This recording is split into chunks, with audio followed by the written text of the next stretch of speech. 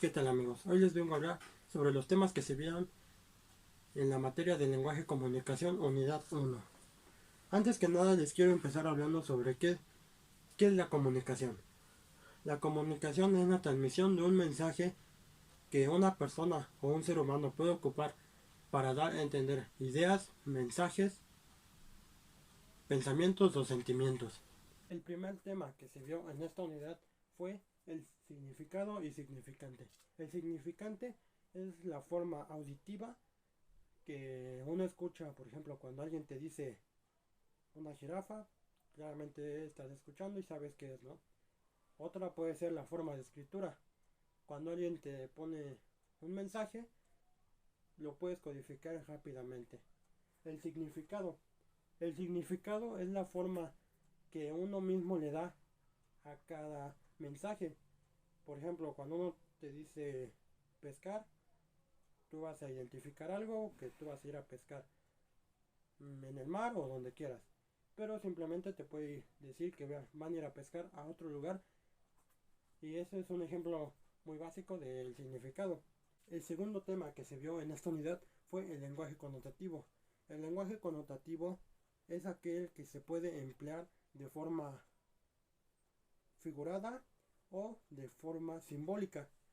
Por ejemplo, el lenguaje connotativo puede transmitir sentimientos o sensaciones de ese momento. El lenguaje connotativo se puede usar también de forma coloquial entre tus compañeros, entre tu grupo de personas. Y por ejemplo, lo que vendrá siendo un ejemplo de lenguaje connotativo sería perro que ladra no muerde. Este tiene un significado que significa que una persona que está hablando mal de ti cuando no te ve, pero cuando te ve simplemente se queda callado o simplemente te habla bien. El lenguaje denotativo. El lenguaje denotativo fue el tercer tema que se vio en esta unidad. Este es de forma literaria, ya que no debe de tener las palabras y su significado claro y preciso. No puede tener otro cambio aparte del que ya se le da. Este puede ajustarse a las formas de los habitantes. Figuras retóricas son aquellas que modificando su lenguaje hacen que sean más, tener más variedad, fuerza y belleza al discurso con el objetivo de que nuestro audiente o la persona que nos está viendo le atraiga más nuestro tema y por ende le ponga atención a nuestro tema y le guste nuestro tema. La semiótica. La semiótica estudia el modo sistemático de los procesos de signos o bien la creación de los significados.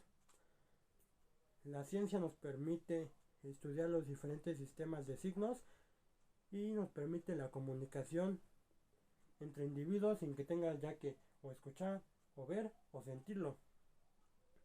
Y sus modos de producción, de funcionamientos y recepción. Por ejemplo, un ejemplo claro podría ser la ambulancia, ya que es un modo audiovisual, ya que te permite saber qué significa o bien escuchando o ya sea viendo qué está pasando. Por ejemplo, si escuchas el sonido, sabes que te tienes que arrimar y darle el paso a la ambulancia.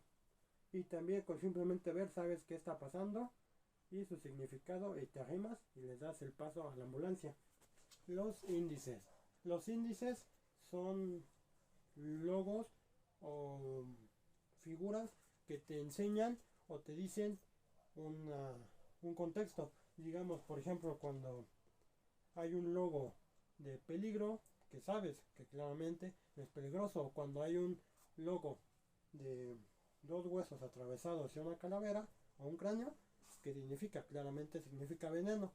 Eso significa un índice que nos da a entender algo para tener una precaución o avisarnos de ese peligro que se corre o saber qué hacer en cierta circunstancia.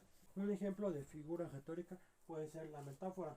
Consiste en nombrar, describir o calificar cierta palabra para que ese significado solamente lo tengan ciertas personas de tu grupo o de tu comunidad. Los sinónimos es el quinto tema que vimos en esta unidad.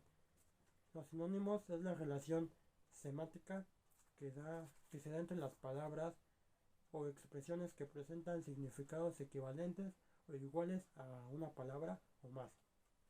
Estos se pueden dividir entre 4. Uno que sería el sinónimo total, cuando dos términos son totales y no van a tener otro significado aparte del ese. Sinónimos referenciales es un conjunto de términos que ponen en relación reteniendo a un mismo referente, pero no tiene exactamente los mismos rasgos que la otra palabra. Sinónimo parcial ocurre cuando las letras o términos pueden ser intercambiables en un contexto determinado, sin que el cambio modifique el sentido de lo que quiere expresarse.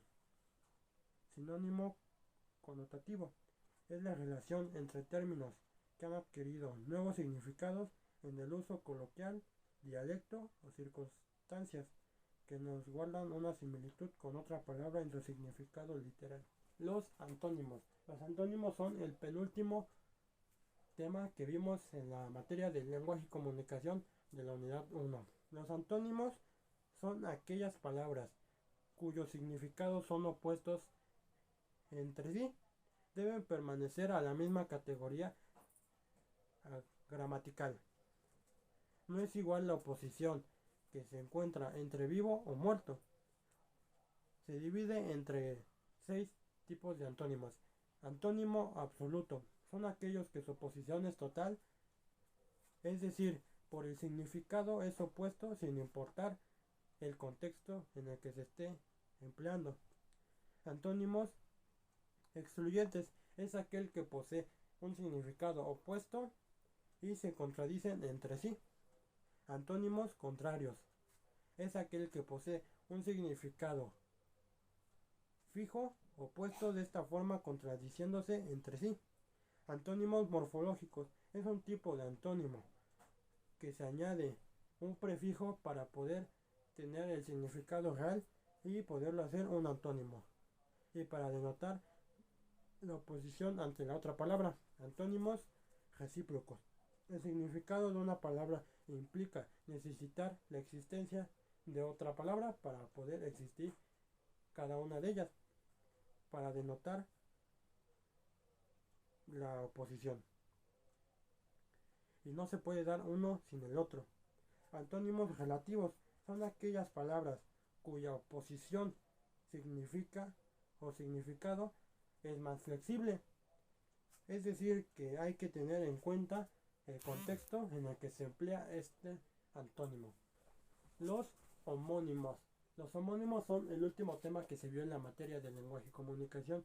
Los homónimos son dos o más palabras cuya escritura o pronunciación se igualan a la de la otra palabra, pero teniendo un significado contrario o opuesto. Estas se pueden dividir en dos tipos de homónimos. Homónimos homógrafas. Las palabras que coinciden en la forma de escritura, pero no coinciden en su pronunciación. Homófanas. Las homófanas son las palabras que coinciden en su pronunciación, pero no coinciden en su escritura.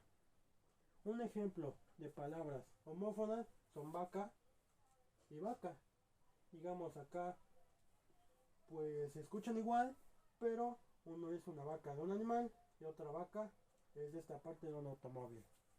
Un ejemplo de homógrafas podría ser llama o llama.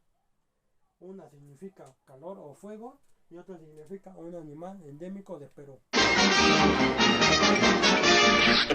Eso es todo, amigos.